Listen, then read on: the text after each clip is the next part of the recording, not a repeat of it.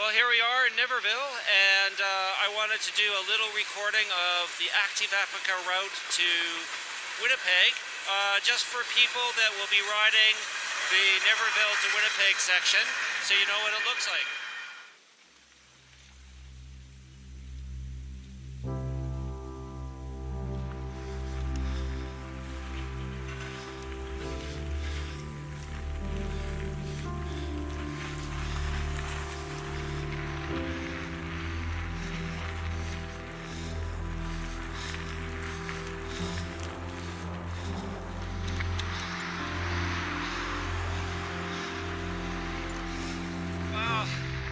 The prairies are flat and the roads are straight.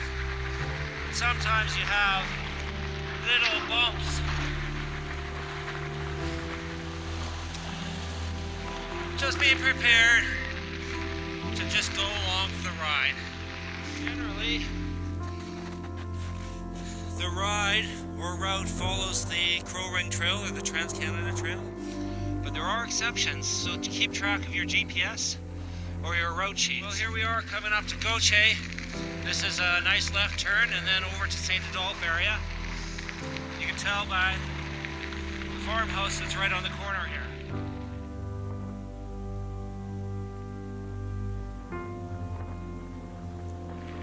Well, I don't know if you can see it in this video, but what I usually look for is the cell tower that is just south of St. Adolphe as my turning point. Here we come up to St. Mary's, and we're just going to go a couple hundred meters down St. Mary's and then make a left.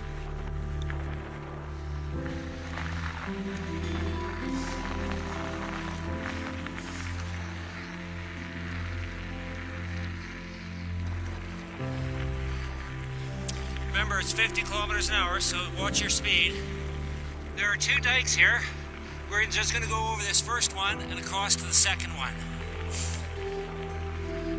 This is the second dike here, and I'm going to take you where we went last year, which is just over here to where the checkpoint was.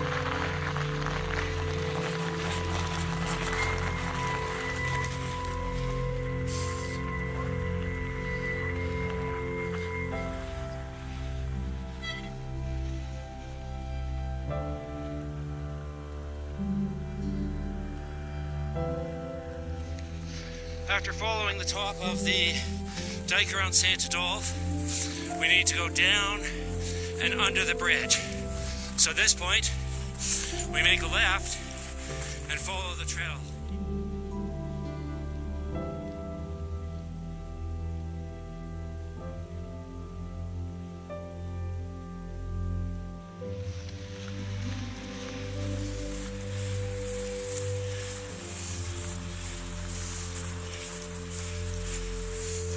That was kind of fun.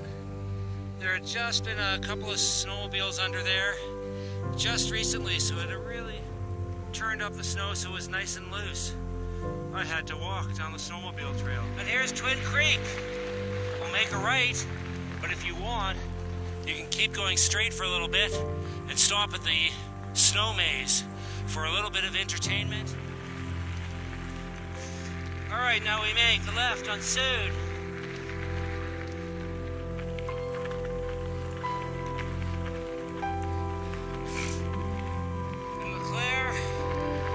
Turn and go up to Shapansky.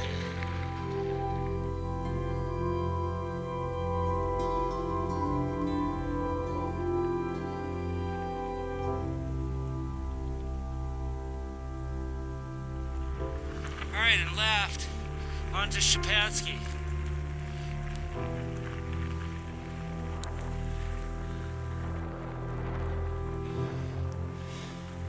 Hey. Some people wonder what prairie is all about. Shapansky provides a real nice example. Okay, we're still on Shapansky, and we're at Richardson. That's where we're going up here. We're nearing the end of Shapansky. There's the Floodway, at least the Floodway dike. We're off that direction.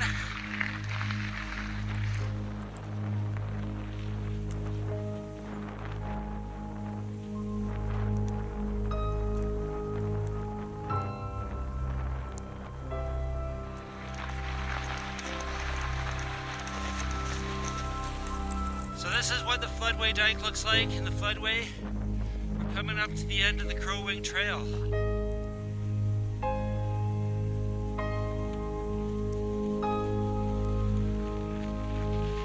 Well, that was it. The end of the Crow Wing Trail. Now we have to head back into Winnipeg and St. Norbert. We have to go here underneath the bridge. So here's Corshane. This is the road that the Floodway gates are on. We're just going to go over that, down Turnbull Drive, and into Winnipeg, into St. Norbert.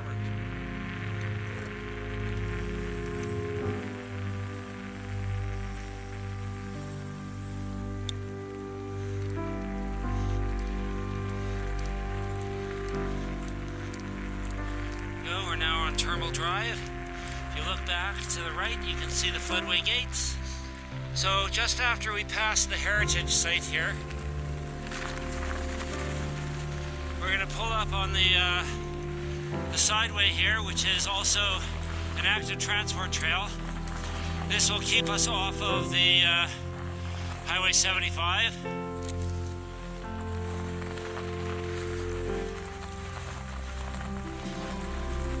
Just before the perimeter highway is Cloutier, and you make a right along the active transport trail beside Cloutier.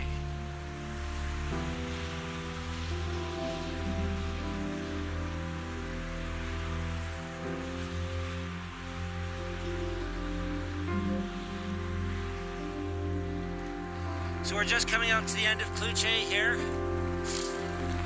The active transport trail ends, and then we'll have to head out onto the road, which will be Kilkenny.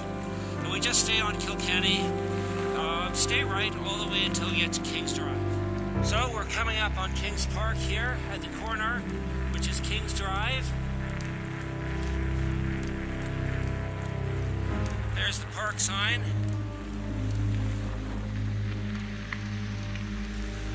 Here we are at the University of Manitoba.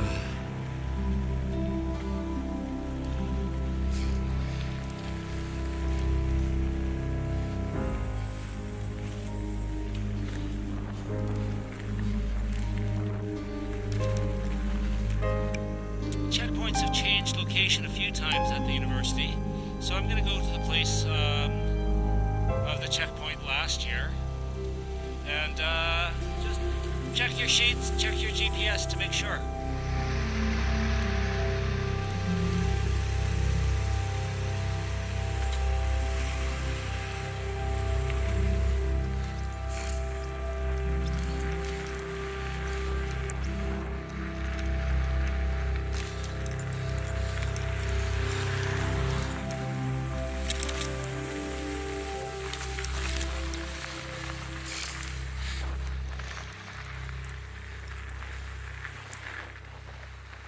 And we just go around the back side of this nice big monolith,